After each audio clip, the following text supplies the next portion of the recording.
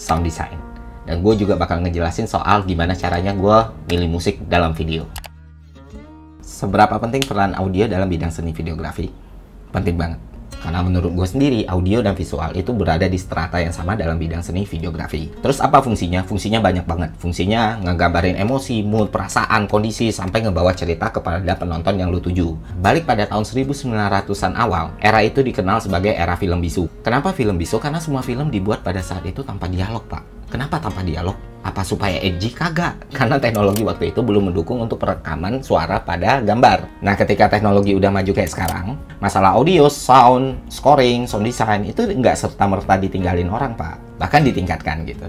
Misalnya kalau lu nonton film-filmnya Christopher Nolan ya, itu benar-benar untuk urusan suara bagus banget, coy. Dia biasanya kerja sama Hans Zimmer kan, salah satu komposer terbaik di dunia. Nah, di situ lu bisa ngerasain tuh gimana Nolan nge-build soundnya tuh benar-benar epic, kolosal, dan detail. Satu lagi filmmaker yang benar-benar gue suka dalam menata suara, nggak lain nggak bukan adalah David Fincher.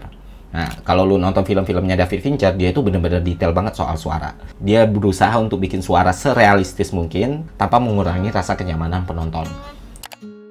Bang, nyari background di mana? Pertama gue nyari background itu mostly dari 3 tempat. Pertama, Artlist.io. Artlist.io itu user interface yang bagus, musik-musiknya unik, apalagi buat gue pencipta blues ya. Gue sering banget gunain blues kan dalam background gue. Itu benar-benar memberikan gue pilihan lagu-lagu blues yang bagus-bagus. Minusnya, bayar, Pak. Sama search engine-nya masih jelek. Kedua, Epidemi. Epidemi ini mungkin udah jadi pegangan wajib lah bagi content creator profesional, bahkan juga filmmaker ya. Karena emang direktorinya luar biasa, pilihannya juga premium semua, dan banyak lagi gitu. Minusnya, ya sama kayak Artlist.io, bayar. Yang ketiga, YouTube Audio Library. Dan ini adalah platform favorit gue sepanjang masa.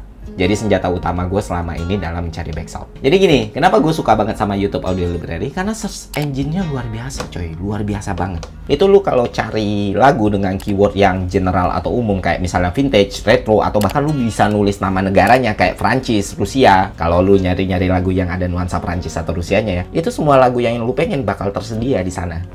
Terus ya kedua, pilihan lagunya banyak banget. Mungkin paling banyak ya diantara yang lain. Cuman ya nggak semua lagunya bagus gitu. Itu yang mungkin bikin orang sering remehin YouTube Audio Library ya, karena bang susah nyari lagu bagus di sini. Susah atau enggak ya tergantung lu nya sih. Dan percaya sama gue, kalau kuping lu bagus, YouTube Audio Library bukanlah tempat yang buruk, Pak. Beneran. Nah, sekarang pertanyaannya, gimana caranya bikin kuping lu bagus? Yang pertama, pelajari musik. Pelajari musik, bukan alat musik. Lu nggak harus mempelajari alat musik, tapi lu seenggaknya tahu dasarnya musik gitu. Scalingnya mayor, ini scalingnya minor. Lu pakai minor waktu kapan? Lu pakai mayor waktu kapan gitu. Lu juga harus tahu BPM. Jadi setiap lagu itu BPM-nya berbeda-beda. Oh, ini low, ini mid, ini high. Lu juga harus tahu itu. Terus juga lu bisa ngerti ketukan 3/4, 6/8, dan seterusnya. Itu juga bakal membantu lu. Setelah lu memahami dasar musik, langkah kedua yang lu harus lakukan adalah memperkaya referensi.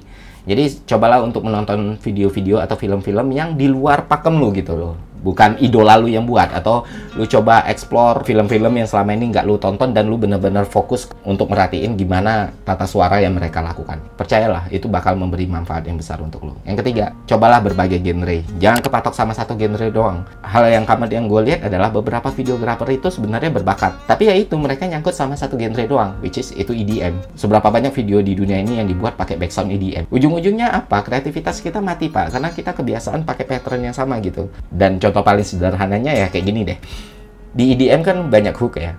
Nah, kebanyakan orang ya di setiap hook itu melakukan perpindahan footage gitu. Lama-kelamaan itu terus yang kita lakuin repetisi, ujungnya ya apa? Nggak ada elemen of surprise lagi gitu. Orang-orang nonton video kita juga bakal bosan, karena mereka bakal udah gampang aja menduga apa yang terjadi di video kita, karena kebiasaan kita yang selalu kita lakukan berkali-kali. Gimana caranya terhindar dari hal itu? Ya pakai genre yang lain. Lu bisa aja bikin video atau bikin film dengan musik klasikal, rock, jazz, blues, swing, anything. Banyak banget genre di dunia ini. Kenapa lu harus pakai EDM doang? Itu buat teman-teman yang nyangkut sama EDM trap ya gitu.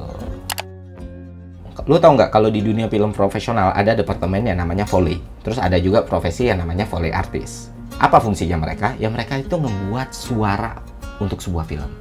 Jadi gini, kalau lu nonton film-film di bioskop atau di Netflix, dan lu ngelihat adegan ada orang jalan lah, ada orang minum, ada orang makan, ada orang yang lagi bertarung pedang, bertarung senjata, sebagian besar dari suara yang lu dengar dari adegan itu nggak real, Pak. Nggak asli. Kalau nggak asli, gimana bikinnya? Nah gini, jadi setiap adegan yang setelah diambil suara aslinya tuh dibuang, nanti di-recreate lagi sama Foley artist di studio. Jadi mereka itu membuat ulang semua suara yang muncul dalam adegan sebuah film. Lu coba deh tonton dokumentarinya Foley artist, itu menarik banget, bagus banget, dan gue sangat merekomendasikan kepada teman-teman. Di situ kita bakal tahu, oh, audio yang selama ini diremehin orang ternyata digarap seserius itu. Itu kan untuk film profesional ya. Kalau di YouTube gimana? Gue sendiri ngerasa nggak perlu yang segitu-gitunya banget. Kenapa? Karena sebenarnya resource-nya banyak banget di internet, Pak. Dan mereka kasih gratis, legal, no copyright gitu loh. Lu bisa aja cari di Artlist, lu bisa aja cari di Epidemic, lu bisa aja cari di YouTube Audio Library, itu ada semua. Kalau itu kurang, lu juga bisa langsung cari di YouTube, di situ banyak banget orang-orang yang ngebagiin sound design secara gratis dan bagus-bagus. Gue sendiri pun ya sering juga ngebuat sound design sendiri ya. Contohnya kayak film Paranoid di adegan kacamata, itu sound desainnya gue buat ulang pakai lidi, Pak. Kenapa pakai lidi? Karena aslinya kacamatanya waktu itu nggak patah. Gue juga heran kenapa nggak patah, padahal gue beli murah banget, 10.000 doang di mamang-mamang kacamata dekat tol Jatibening. Gue pikir kalau murah bakal gampang patah, ternyata kagak coy. Udah 3 kacamata kagak patah-patah. Terus untuk ngegambarinnya kan nggak mungkin gue ngulang footage-nya. Ya udah gue main di sound design-nya supaya penonton tahu itu patah. Nah itulah kekuatan sebuah audio ya. Bahkan dia bisa memanipulasi realita. Gokil. Terus sound design apa yang harus kita pakai? Ya sebenarnya nggak ada pakem tertentu. Tergantung gaya editan lu, tergantung style sinematografi lu, atau tergantung konten yang lu buat gitu loh. Nah sekian konten kali ini, sampai jumpa di tentang videografi. Nah sekian konten kali ini, sampai jumpa di tentang videografi selanjutnya. Jangan lupa subscribe. See ya.